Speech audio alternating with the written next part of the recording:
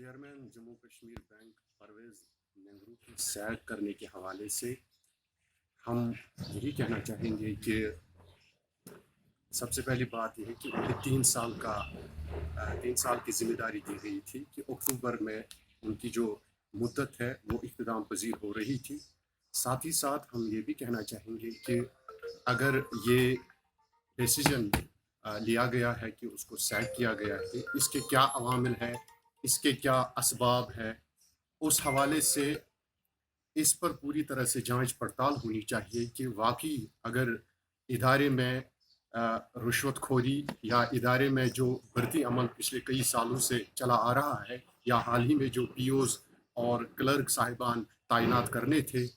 Merit کے ذریعے سے، اگر اس میں کچھ دھاندلی ہوئی ہے، اس میں کچھ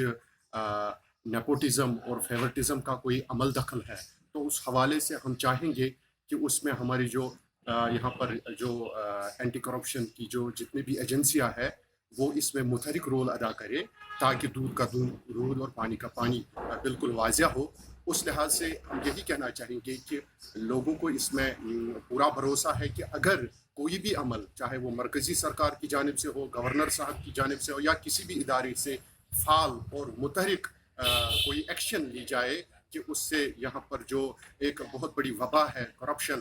رشوت خوری، اس کا قلعہ کما کیا جائے. اس کے لیے ہر ایک ملازم کو، ہر ایک کو احتساب کے لیے تیار رہنا چاہیے. تو اس میں مجھے نہیں لگتا اس میں کچھ جذباتی عنصر کو ملوث کیا جائے. یہ صاف شفاف انتظامیہ ہمیں، چاہے وہ کارپوریشن ہمارے ہو، JNK بینک ہو، چاہے حکومت کے ادارے ہو، ہم چاہیں گے کہ یہاں پر میرٹ کا بول بالا ہو اور قابل اور کمپیٹنٹ لوگوں کو موقع فراہم کیا جائے. ساتھ ہی ساتھ میں یہ بھی کہنا چاہوں گا کہ جموں کشمیر کا جو بینک کا جو داخلی انتظام ہے، بورڈ آف ڈائریکٹرز کا وہاں پر عمل دخل ہے کہ ان کی ایک اپنی قانونی حیثیت ہے، ان کی ایک اپنی آئینی حیثیت ہے کہ وہ کس طرح سے چیئرمین کا انتخاب کرتے ہیں. اس حوالے سے میں یہی کہوں گا کہ پرویز ننگرو صاحب ایک چھوٹے قد کے آدمی نہیں ہے، وہ کوئی بچہ نہیں ہے کہ اگر ان کے ساتھ کوئی ناانصافی ہوئی ہے تو اس لحاظ سے ان کے لیے قانون کے دروازے بالکل کھلے ہیں. وہ سپریم کورٹ تک جا سکتے ہیں اگر ان کے ساتھ کوئی زیادتی ہوئی ہے یا ان کے ساتھ کوئی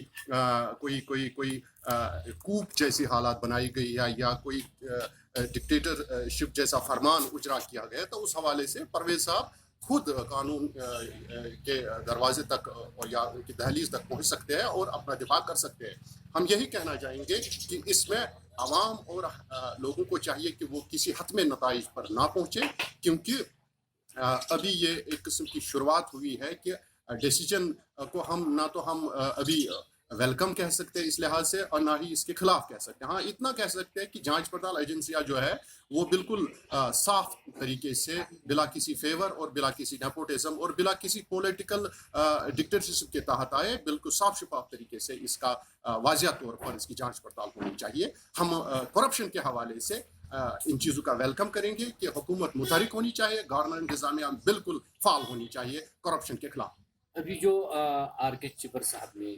مینیجنگ ڈائریکٹر بطور چیئرمین چارج سنبھالا، تو کیا کہہ رہے ہیں آپ؟ دیکھیے، آر کے چبر جو ہے وہ بھی ایک اچھے خاصے پرسنالٹی کے مالک ہے کہ اس ادارے میں اس عہدے پر کسی کو براجمان کرنا یہ بچوں کا کھیل نہیں ہے. ان کے پاس تجربہ ہے، تعلیم ہے اور ان کے پاس کانفیڈنس بھی ہے. اور ساتھ ہی ساتھ یہ بھی میں کہنا چاہوں گا کہ ریاست جموں کشمیر، لداخ، جموں صوبہ اور کشمیر صوبہ، یہاں پر کوئی بھی جو گورنمنٹ ادارہ ہے یا سیمی گورنمنٹ ادارہ ہے یا کارپوریشن ہے، بذات خود آپ JNK بینک کو لیجئے، یہ کشمیریوں کا کشمیریوں کا بینک نہیں ہے. میرے خیال سے یہ جموں کشمیر لداخ کا بینک ہے. یا یہاں کی حکومت ہمیں صوبوں کے ساتھ رواداری، بھائی چارہ اور اخوت کو فروغ دینا چاہیے. اگر جموں صوبے سے کوئی ہندو بھائی، کوئی ڈوگرا بھائی یا لداخ سے کوئی بودھ یا کسی بھی طبقے بھائی کے ساتھ وابستہ رکھنے والا فرد میرٹ کی بنیاد پر، کمپٹنس کی بنیاد پر ادارے کا سربراہ بنے گا تو ہمیں اس کا ویلکم کرنا چاہیے. یہ کوئی صوبائی لڑائی نہیں ہے. اس لحاظ کے اس چیز کو پروان چڑھانا کہ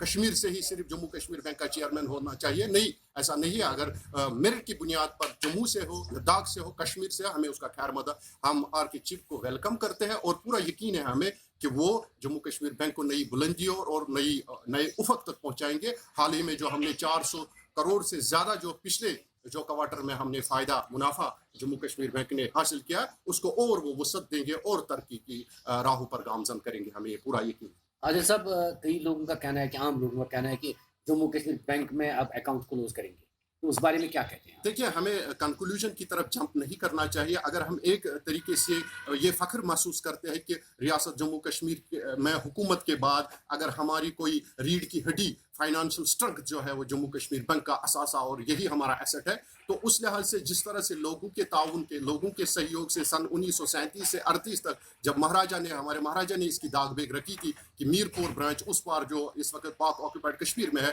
वहाँ पर इसकी शुरुआत हुई थी, तो हम फ़ख्र महसूस करते हैं कि हमारा बैंक है। हमें चाहिए कि हम मज़ीद ताउन करें, न कि हम अपने अकाउंट्स क्लोज करें। इस तरह का तासुर देना हमें लगता है ये हमारे अपने ही पाँव पर कुल्हाड़ी मारने के मुतरादिफ है। हमें चाहिए कि इस बैंक को और ताउन करे और इसमें और अकाउंट्स खोले और इसमें मज़ीद ट्रांजैक्शन करें ताकि इस इदारे को हम कौमी सतह पर और इंटरनेशनल सतह पर एक कश्मीर का एक मैं कहूँगा एक फैदर अपने कैप में हम फ़ख्र महसूस करेंगे। जैसा कि आपने फरमाया कि जम्मू कश्मीर बैंक जो है वो आवाम का इदारा है, तो इस इदारे को अरूज पर पहुंचाना है या नीचे ज़मीन बोझ करना है? देखिए, वाज़ेह तौर पर है, अगर मिल्लत को आगे बढ़ाना है, रियासत Jammu Kashmir we are proud to be Kashmiris, तो हमें चाहिए कि हमारे एसेट्स जो है, पब्लिक एसेट्स जो है, हमारी गवर्नमेंट जो है, हमारी जमहूरियत जो है, हमारे इदारे जो है, उनको फाल बनाने के हवाले से अवाम को चाहिए कि वो पूरा ताउन करे हुकूमत के साथ और पूरे ताउन के साथ अपना टैक्स पे करे और उन इदारों को ज़्यादा से ज़्यादा मौका फराहम करके जो रियासती मतलब हमारी जो स्पेशल स्टेटस है उसको मज़ीद वसअत और उसको मज़ीद तक़वियत दे ताकि हम अपने इदारों को और अपनी इकनॉमी को ऊपर उठाए और हमारी GDP जो है वो आगे जाए और कुलहुम तरक्की के लिए हम हर एक फ़र्द मिल्लत के पासबान की सिपाही की तरह से हम अपना भरपूर किरदार अदा करें। बहुत बहुत शुक्रिया। शुक्रिया। अस्सलाम वालेकुम।